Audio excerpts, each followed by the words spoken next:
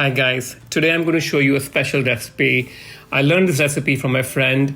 I learned it in July when I was in France, and it's a recipe from Algeria because my friend is of a North African descent.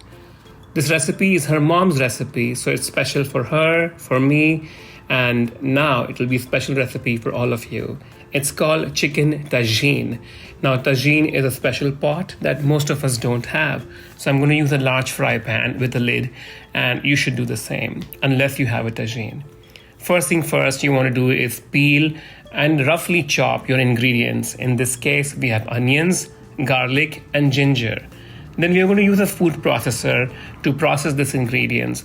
Now, you don't want to puree these ingredients. That will make the curry or the sauce more difficult to cook with. So just 7 seconds in the food processor is enough. If you don't have a food processor, then you'll have to mince each one of this. But everybody should have a food processor, right? So once that is done, it's time to make the rub for the chicken. But before we do that, the star ingredient of this recipe is preserved lemons.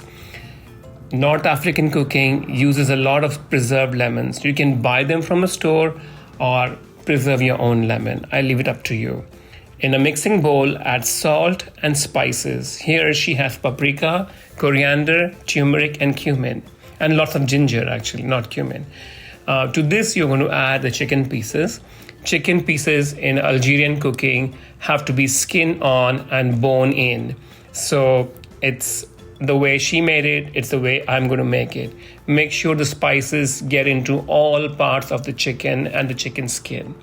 Now it's time to cook the chicken. So over medium heat in a large fry pan, heat some good quality olive oil and add chicken pieces, and then garnish it with all of the onions and ginger and garlic that we minced in the food processor.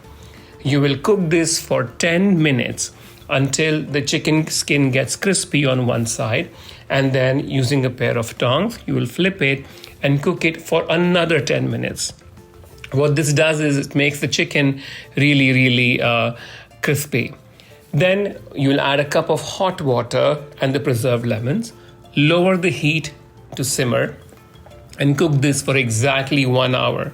We went shopping while this was happening, but you can stay home.